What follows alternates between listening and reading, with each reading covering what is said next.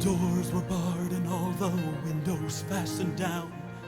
I spent the night in sleeplessness and rose at every sound, half in hopeless sorrow, half in fear the day would find the soldiers breaking through to drag us all away. Then just before the sunrise, I heard something at the wall. The gate began to rattle and a voice began to call. I hurried to the window, looked down into the street, expecting swords and torches and the sound of soldiers' feet. But there was no one there but Mary, so I went down to let her in. John stood there beside me as she told me where she'd been.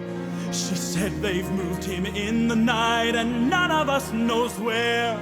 The stone's been rolled away and now his body isn't there.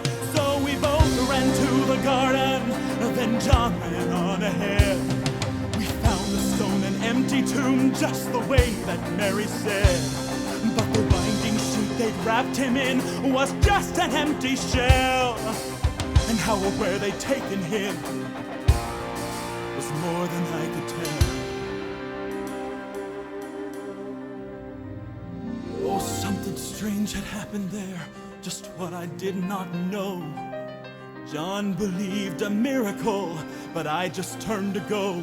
Circumstance and speculation couldn't lift me very high, 'cause I'd seen them crucify him, and then I saw him die. Back inside the house again, the guilt and anguish came. Everything I'd promised him just added to my shame. When at last it came to choices, I denied I knew his name. And even if he was alive, it could never be the same. Then suddenly, the air was filled with a strange and sweet perfume. Light that came from everywhere drove shadows from the room. Then Jesus stood before me with his arms held open wide. And I fell down on my knees and I just clung to him and cried. And then he raised me to my feet, and as I looked into his eyes, love was shining out from him like sunlight from the skies.